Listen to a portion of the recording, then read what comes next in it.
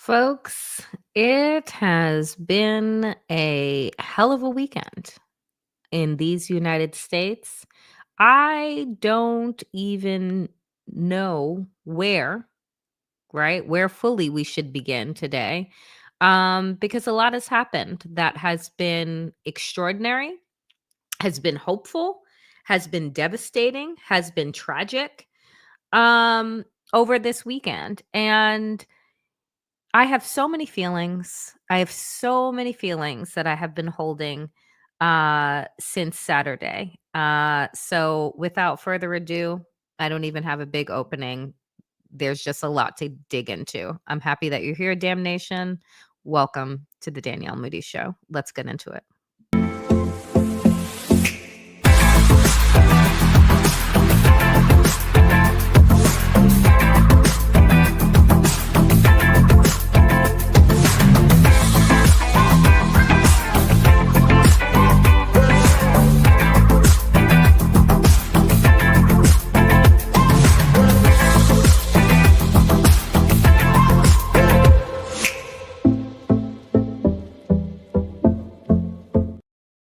Hello, dear friends. Hello, Damnation. I come to you today on this Monday following the extraordinary events of the weekend.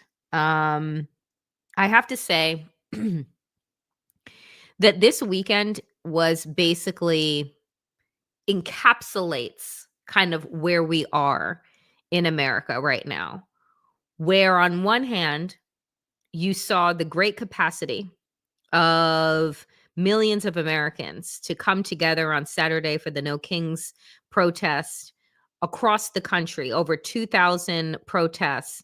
5 to 6 million people estimated came out to protest on Saturday. Not to mention the millions that came out around the world in other countries that were also protesting on Saturday. It was moments like this and moments like that that provide us when we find ourselves faltering in our faith, faltering in our hope, in this project of America, in the American people, that reminds you that there are more of us than there are them. That reminds you that we can create a path forward to a multiracial democracy, that we can continue to demand better of those that are in charge, and remind ourselves who exactly has the power in this country. And it is still in the hands of the people, regardless of what it is that Donald Trump and his sycophants believe.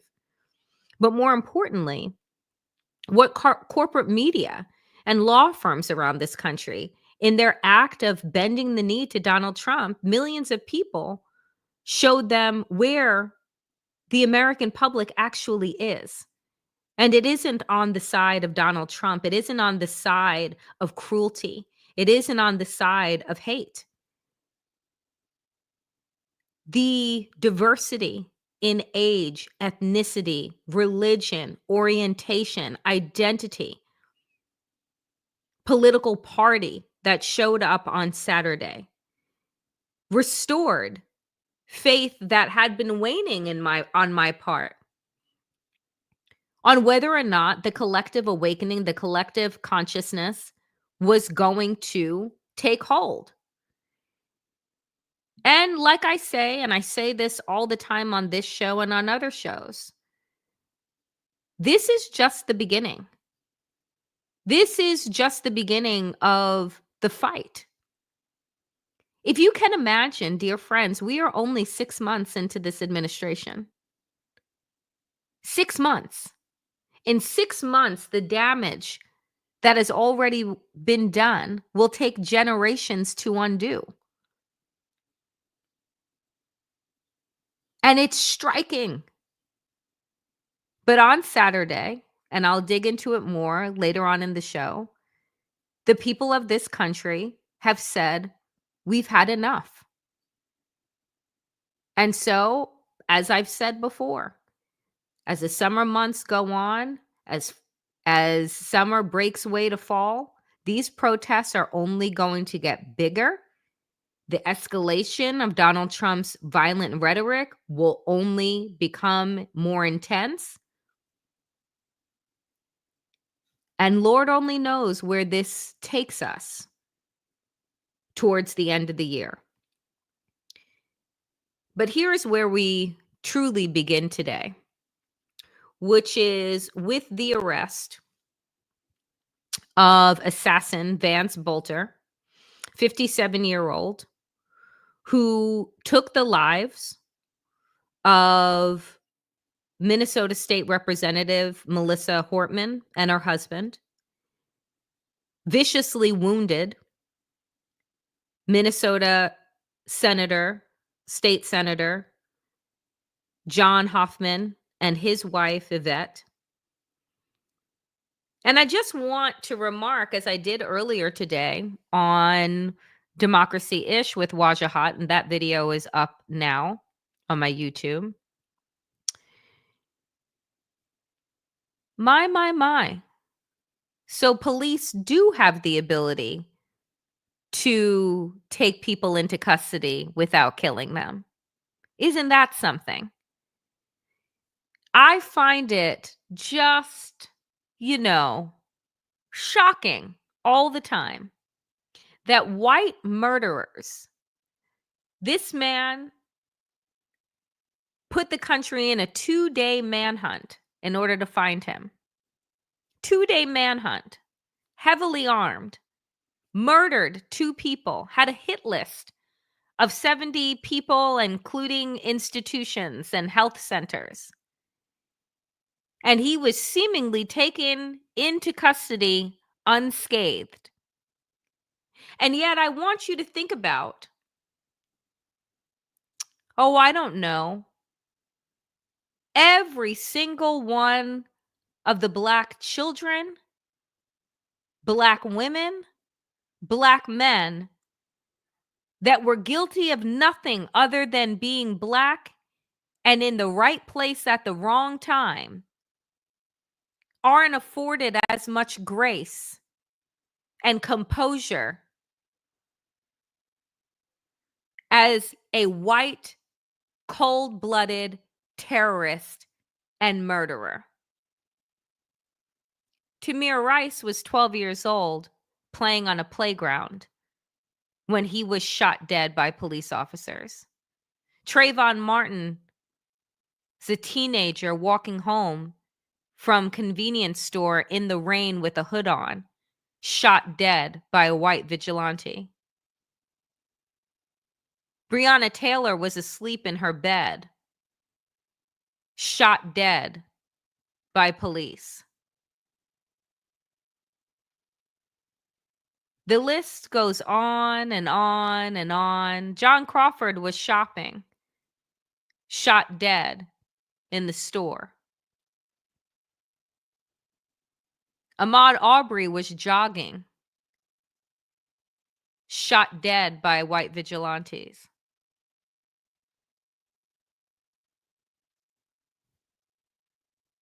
I say all these things.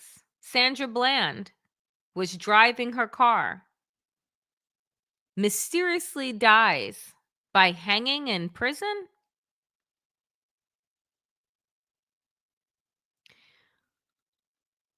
The names are too many. The story's too tragic.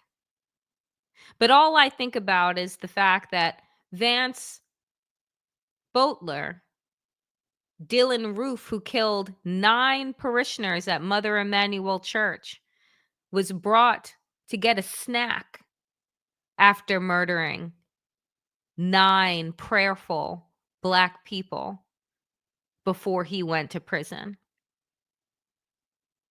So when folks say, particularly white people, just follow the law, just do the right thing, and then you won't be killed. Doing the right thing evidently means being white. It doesn't even mean being nonviolent. It just means being white. And then you get treated accordingly. Nonetheless, Vance Bolter, after a 2-day manhunt, now in custody. And just so that we're clear, because there's a lot of misinformation and disinformation that is out there circulating purposefully, because MAGA doesn't want to embrace the truth, but we know this. But it is important for other people that haven't been co-opted by a cult to understand the facts about who Vance Butler is. He's a registered Republican. He voted for Trump. He's an evangelical preacher who preaches hate. Private security contractor.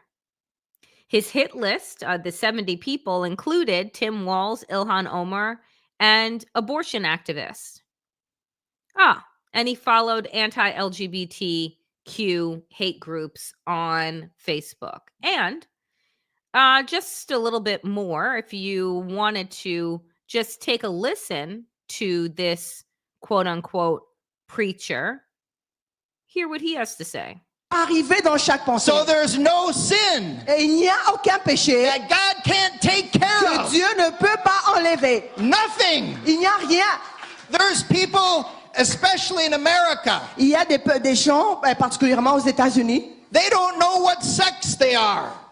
et They ils, don't know how their sexual orientation. They're confused. ils ne savent pas ce qu'ils sont exactement. Ils ont une confusion. The enemy has gotten so far into their mind and their soul. Et l'ennemi est entré dans le fond de leur pensée et de leur âme. But this word Mais cette parole cuts deeper va aux profondeurs because it's living parce qu'elle est and vivante it's active. et elle est agissante. And God goes down there and pulls that out. Et elle peut entrer dans notre cœur et enlever tout ce qui est de mal. And he sets every person free. Et pouvoir nous libérer. That's Vance Butler.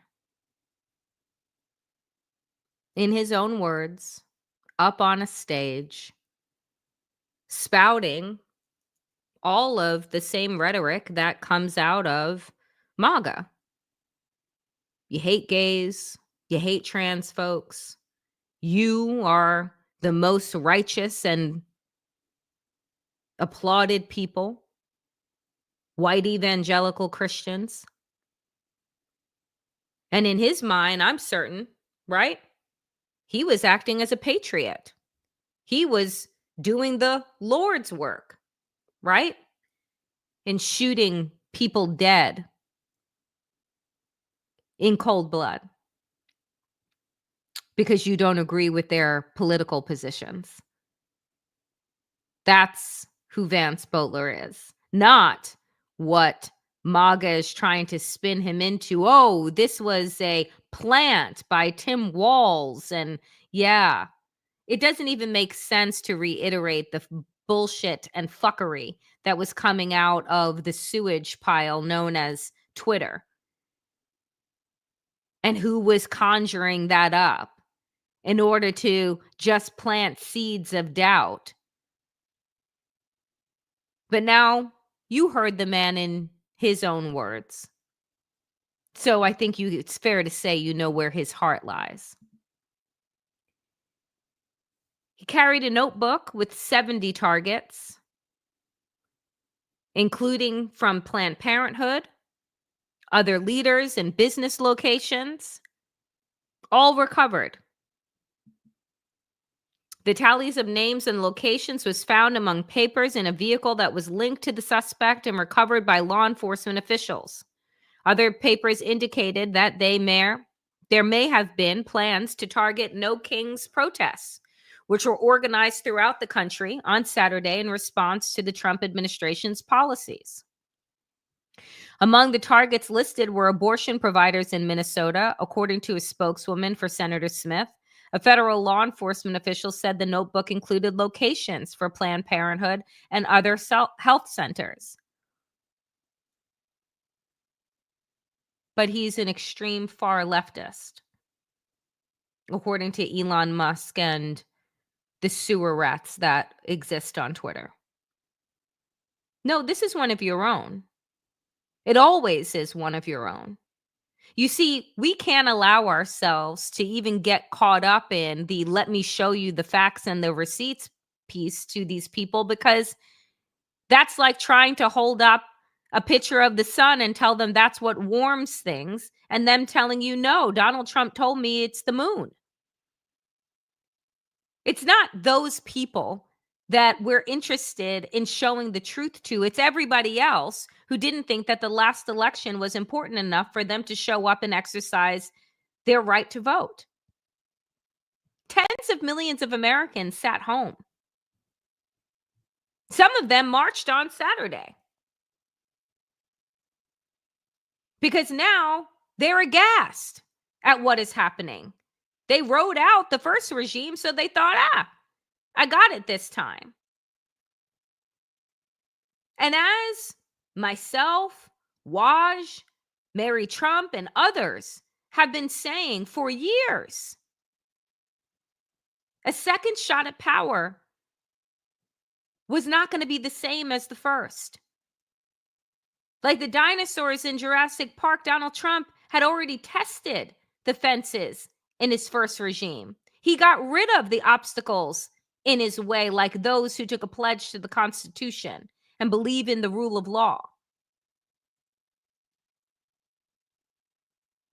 This time around, his own Homeland Security Secretary is saying that she is going to liberate places like California and New York, liberate them from the clutches of their Democratic leadership that they voted for. They're not there looking for undocumented people. They're there to cause distress and chaos so Donald Trump can usher in martial law.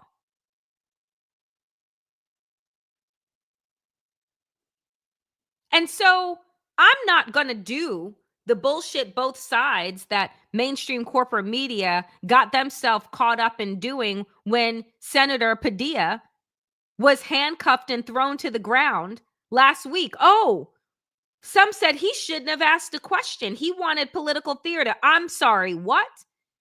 So being a U.S. senator and an elected official that's asking questions of the Homeland Security Secretary as to why, without the consent of the governor, is the National Guard in LA when it wasn't needed, and you're ripping families apart and you're terrorizing elementary schools. What is the meaning of this?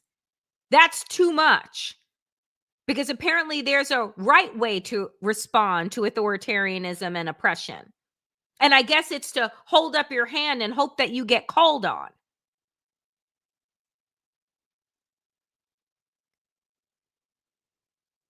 It is extraordinary to watch still 10 years into Trumpism, the media put itself into a fucking pretzel to try and tell you that, oh, both sides have violent rhetoric. Really? Because I can't name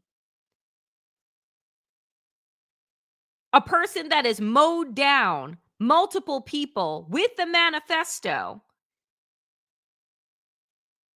outside of the alleged attack by Luigi on the United Healthcare CEO. All of the other attacks, all of the mass shootings, where do they lead back to, folks? Donald fucking Trump. Go take your country back. Be a patriot. Be a man.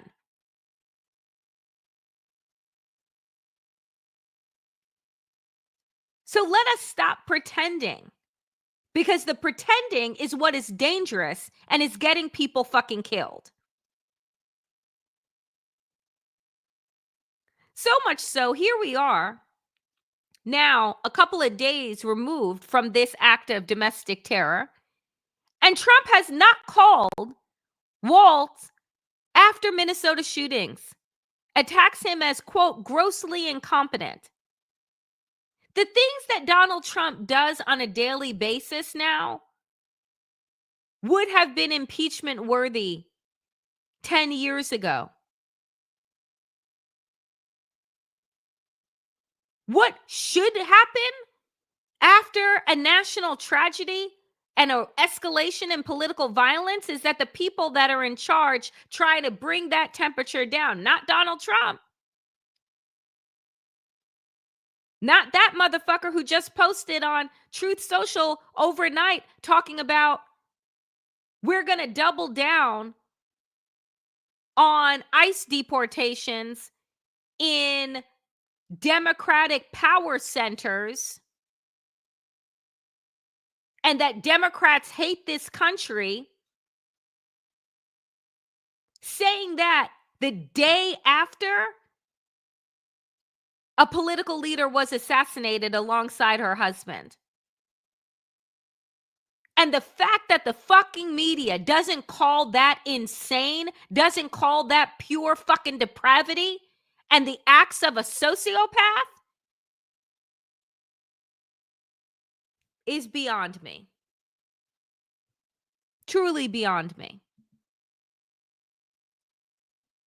And we've become so numb to having any type of expectations of our elected officials that when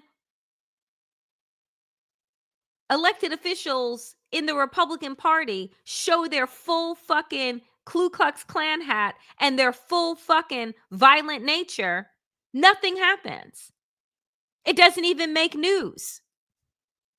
Fucking Senator Mike Lee from Utah posted the most disgusting and pinned it because he's proud, pinned it to his Twitter profile,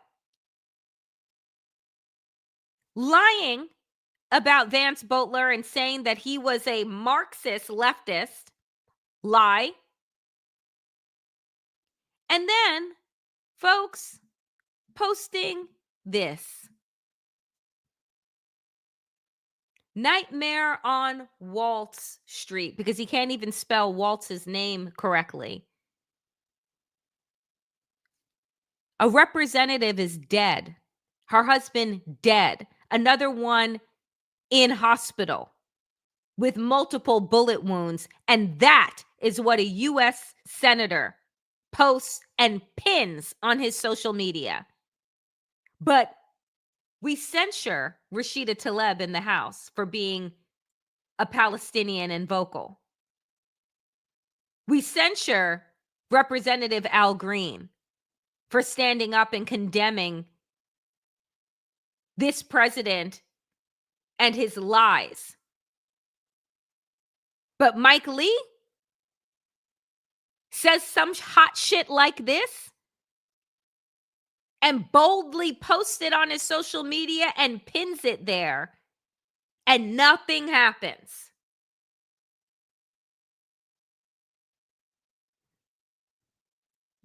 And this is, they say, oh, Senator Mike Lee is under fire for claiming without a shred of evidence that the man who gunned down Minnesota Democratic State Representative Melissa Hortman and her husband John in their home on Sunday was a radical leftist. His other tweet was, this is what happens when Marxists don't get their way. Actually, what happens when fucking termites inside of MAGA don't get their way is January 6th. Did you see an insurrection erupt in November of 2024 when Kamala Harris lost the election? Because, again, not 100% sure there. Did we flood the streets? Did we flood state houses? Did we shit in the halls of Congress? Did we call for anybody to be hung? No, we took the loss and went about our fucking business. The business of organizing against this fucking Hitler regime. And so this is the kind of bullshit both sides that has us continuing to volley back and forth with issues that aren't really at the heart of the problem. The problem is white delusion. The problem is white domestic violence and terror. The problem is Donald Trump and Trumpism.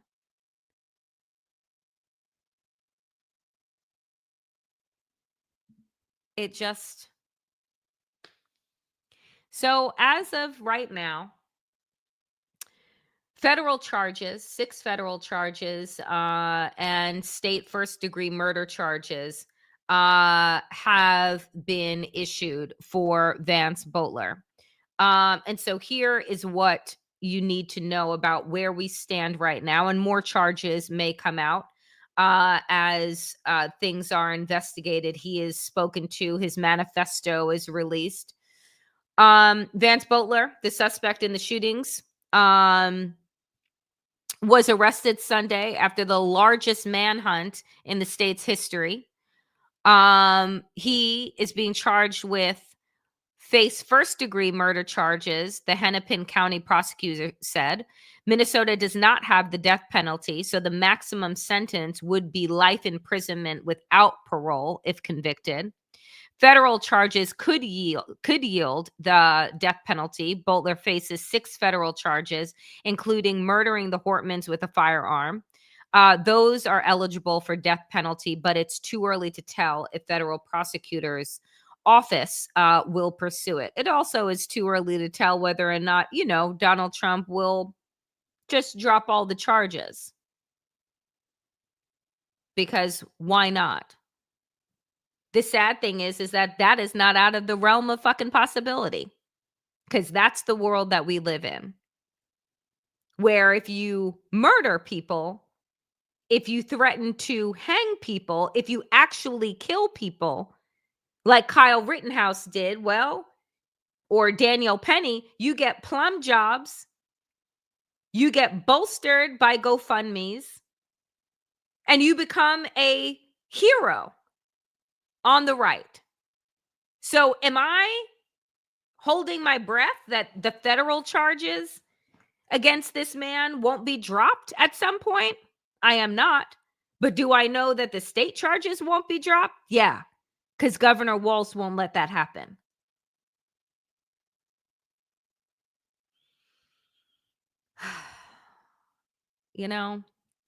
Before I came on today, I needed to lay down and do a meditation, because I have been so on edge for the last week, because the actions that kicked off this series of events, which was Donald Trump deploying the Marines and the National Guard to California, have put me and my spidey senses on high fucking alert, where I've been for over a week now, with the cortisol levels just like running through my body. And I needed to take a break, because I'm telling you folks, I know that all of us are feeling this. That to see military on American streets, to see now more public officials be killed.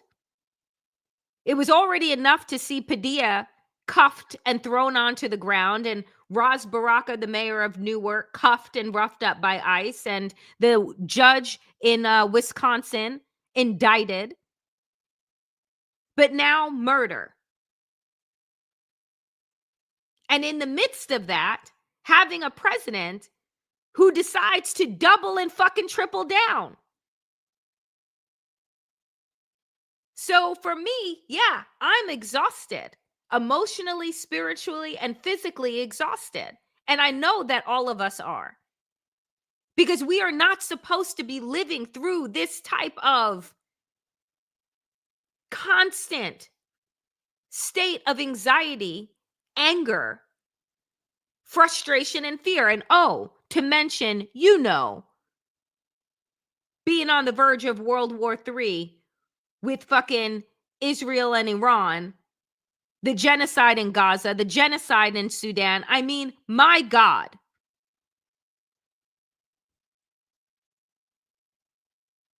Let's take a breath.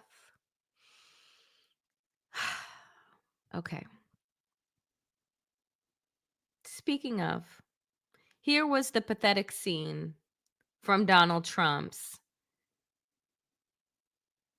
birthday bash. See all that grass? See all that space? Well, Donald Trump will tell you, and all of his sycophants will tell you, that 250,000 people are there right then, folks. You see them? Let's count together. 250,000 people. Oh, it was the biggest and the best and all of these things. That's what Donald Trump and his folks are saying. And it was funny. And not funny, haha. I was home over the weekend visiting my family and taking a breather. And but I really couldn't, because then, murder. And my sister says to me,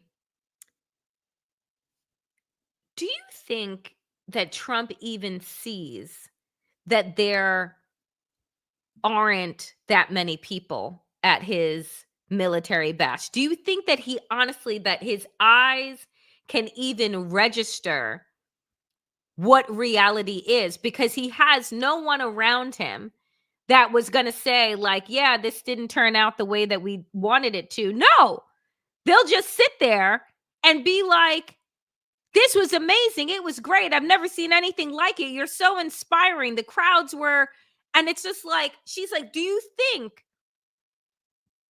that his eyes and his brain register? And I said, that is a really good question. Because I don't think so. And that is terrifying. But I really don't. I really think that Donald Trump looked out at this crowd and said, my God, they're all here for me. Look at it. And like literally brain, eyes, ears can't register. And so I love this title today. This was from today in the USA Today. From massive protests to a puny parade, America really let Donald Trump down. All he wanted was to celebrate his birthday with a massive military parade that made him look powerful and beloved. Instead, he got a derpy, dull parade overshadowed by massive nationwide protests. Thank you, Rex. That title made my day. Not to mention this one out of The Guardian. Trump's parade isn't what he was hoping for. It was a disappointing, sad affair. Moira Dongan. She went on to write, having stuffed the military and Defense Department leadership exclusively with sycophants and incompetence, Trump is now surrounded exclusively by the kind of people he likes best. People who can't see any reason not to give him whatever he wants. On Saturday, they gave him a military parade for his birthday, complete with tanks, missiles, airplanes, overhead, and parachutists. A band sang happy birthday. The spectacle was mostly paid for by taxpayers. But there were corporate sponsorships too. Among them, the Teal-backed venture Palantir and the crypto exchange Coinbase. If Trump was expecting a display of pomp and pride that rivaled his own egotism, he may have been disappointed. The parade, as it turned out, was something of a disappointing affair. The uniformed soldiers marched irregularly, slightly offbeat. The turnout was small, and the crowd seemed defeated, low energy, a bit wilted, and unenthused after spending hours in DC's brutal summer humidity. It rained. It was all a great contrast to the large-scale protests that had exploded across the country earlier that day, with millions taking to the streets in jubilant displays under the banner, No Kings. And just, because...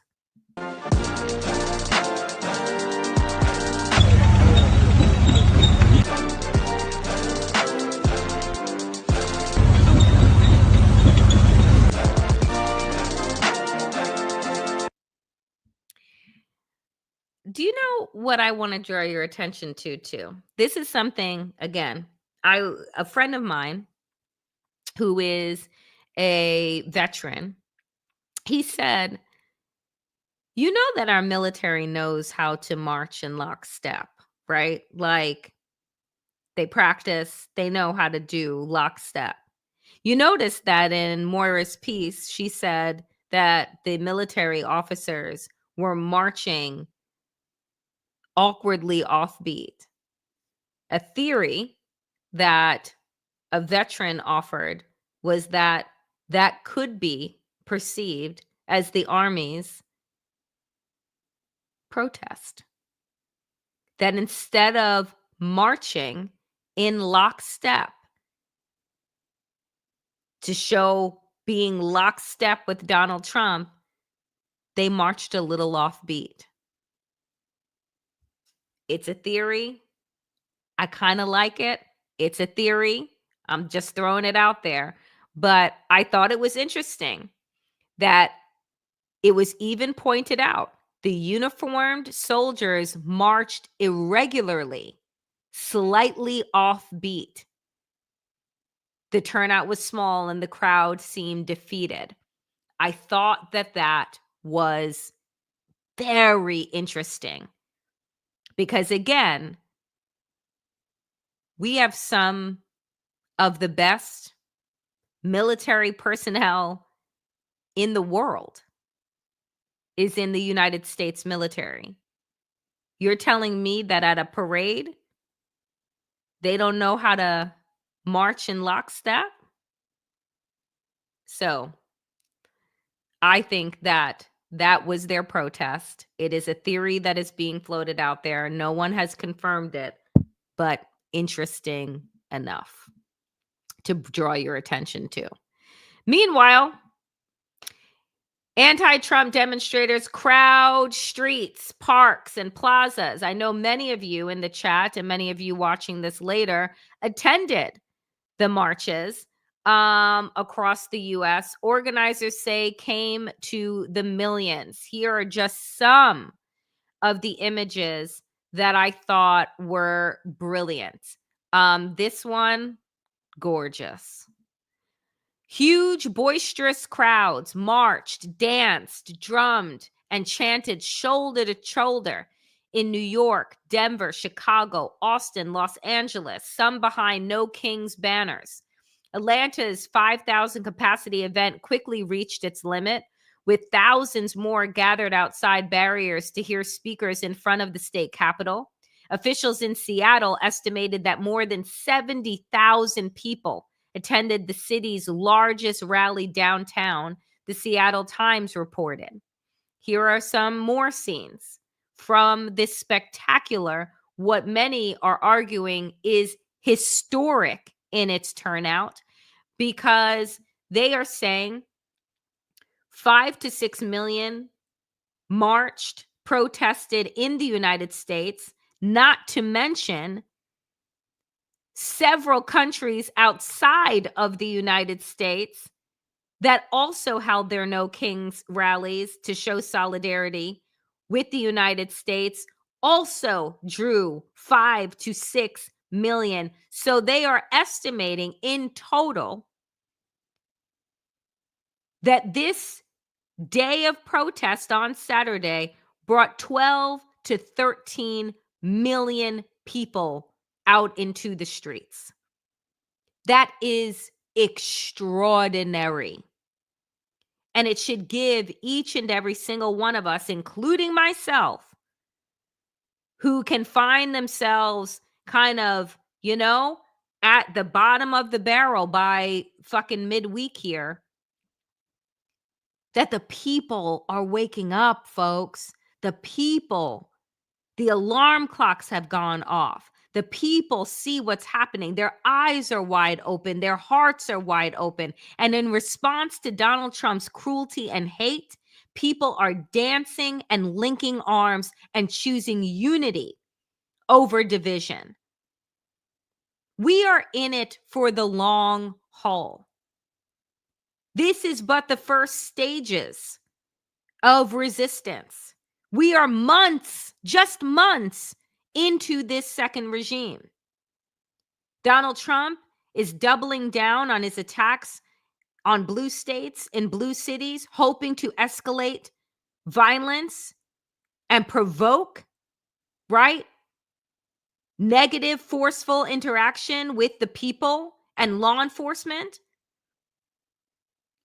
And I said this last week, look, it's always incumbent upon the oppressed to somehow stay docile in the face of violence rained down on them by the oppressor.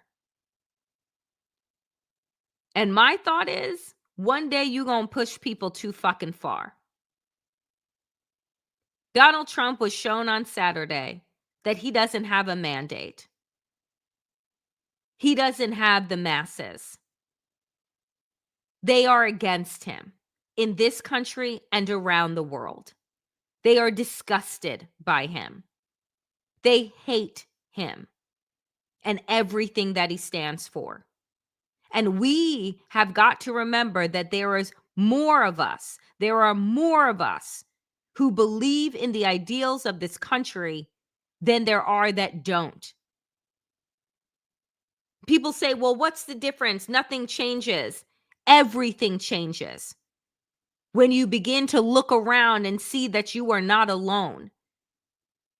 That there are people that are just as angry, just as hurt, just as heartbroken as you are about where they find this country today.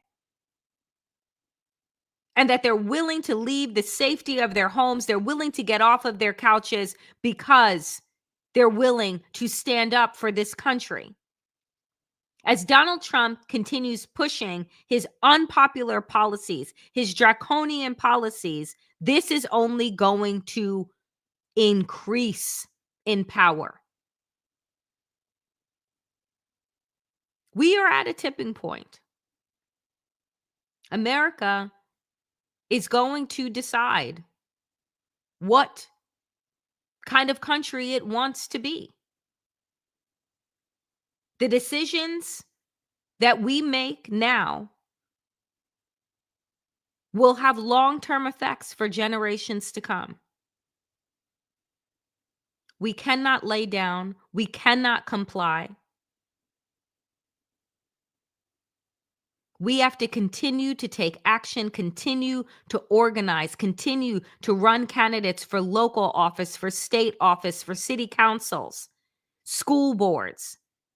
We have got to continue pushing back, continue educating ourselves, continue organizing at the grassroots, recognizing that none of us is free until all of us is free. None of us is safe until all of us is safe. If they're not in your state and in your city today, they will be tomorrow. Our fates are intertwined.